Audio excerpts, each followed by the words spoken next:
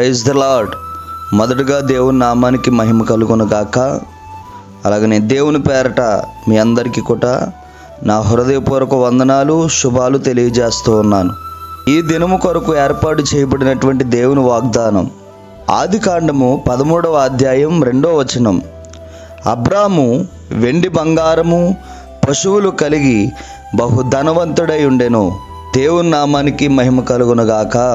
ఈ ఉదయకాల సమయంలో నీ తండ్రి నిన్ను ఆశీర్వదించి గొప్ప వాగ్దానాన్ని నీకు అందిస్తూ ఉన్నారు. హల్లెలూయా.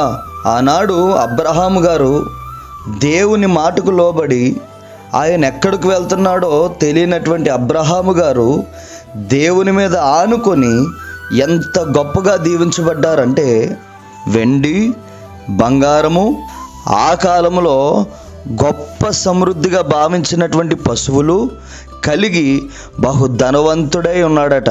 ఈరోజు అదే గొప్ప వాగ్దానం నిన్ను ప్రేమిస్తున్నటువంటి నీ తండ్రి నీకు అందిస్తూ ఉన్నారు. ఎందుకో తెలుసా? నిన్నటి వరకు చూడని సమృద్ధిని యేసు నామములో నా తండ్రి నీకు అందిస్తూ ఉన్నారు. ఈ దినం మొదలుకొని నువ్వు పొందుకోగలుగుతున్నావు యేసు నామములో.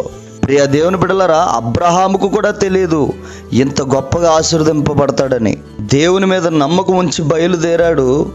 ఎక్కడొకటి అబ్రహాముని దేవుడు సిగ్గుపడనివ్వలేదు. ప్రియ దేవుని బిడ్డలారా, అబ్రహాముకు వచ్చిన ప్రతి శోధనలో కూడా ప్రార్థించినప్పుడు అద్భుతంగా దీవిస్తూనే వస్తూ ఉన్నాడు.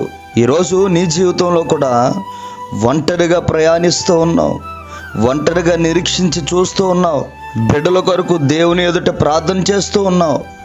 దేవుడు అన్నీ చూస్తూ ఉన్నాడు. చూసిన దేవుడే ఈరోజు నీతో మాట్లాడుతూ ఉన్నాడు. నిన్ను నీ తరాలని కూడా బహు సమృద్ధితో దీవించబోతున్నాడు నా యేసయ్య. భయపడద్దు.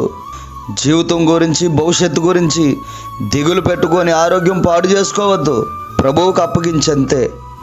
ప్రభువా, నా జీవితాన్ని నీ చేతులకు అప్పగిస్తున్నాను, నా బిడ్డల భవిష్యత్తుని నీ చేతికి అప్పగిస్తూ ఉన్నాను, నీ చేతికి నా ఆలోచనలు, నా అవసరతలు అప్పగిస్తూ ఉన్నాను. నీ చిత్తము నా పట్ల నెరవేర్చు ప్రభు అని ప్రార్థన చేయాలి. ఈరోజు ఈ దినాన ఈ వాగ్దానం వింటూనే దేవుని ఎదుట మోకరించు. ఈ వాగ్దానం వింటుండగానే ఒక గొప్ప కృప నిన్ను ఆవరించబోతూ ఉంది. ఇది మనుషులు మాట్లాడుతున్నటువంటి మాట కాదు. సజీవుడు, నీ ప్రార్థన ఆలకించేటువంటి దేవుడు నీ పక్షాన జరిపించేటువంటి కార్యాలను తెలియజేస్తూ ఉన్నాడు. ప్రియ దేవుని బిడ్డలారా, అబ్రహాము వలె ఎప్పుడైతే నువ్వు నీతిగా జీవించడం మొదలు పెడతావో, అబ్రహాము వలె ప్రతి విషయంలో దేవుని మీద ఆధారపడతావో, గొప్ప దేవునిలో ఆశీర్వాదాలు ఎవరో కాదు, సాక్షాత్తు యేసు క్రీస్తు ప్రభువారే నీ జీవితంలో నెరవేర్చునుగాక. ఇది దేవుని మాట. ఇది అబ్రహాము జీవితంలో శోధనలు రాలేదా? వచ్చాయి. అబ్రహాము జీవితంలో కన్నీరు రాలేదా? వచ్చాయి. ప్రతి శోధనని, ప్రతి కన్నీటి బట్టును కూడా ప్రభు చూశాడు కాబట్టే అది ఆశీర్వాదకరంగా మార్చాడు. ఈరోజు నీ జీవితంలో ఉన్నటువంటి శోధనని, ఈరోజు నీ జీవితంలో ఉన్నటువంటి కన్నీటిని నా దేవుడు చూస్తూ ఉన్నాడు. ప్రియ దేవుని బిడ్డలారా, గుర్తుపెట్టుకో, ఈ వాగ్దానము ద్వారా నీ జీవితాన్ని ఒక సాక్ష్యంగా మార్చబోతూ ఉన్నాడు. అద్భుతమైనటువంటి కార్యాన్ని నీ జీవితంలో నా తండ్రి చేయబోతూ ఉన్నాడు. నమ్మకముంచు, దేవుని వాగ్దాన ఫలము నువ్వు పొందుకుంటావు. ఆమేన్. ప్రార్థన చేసుకుందాం. పరిశుద్ధుడా, ప్రేమ కలిగిన మా తండ్రి, నీకు స్తోత్రములు ప్రభువా.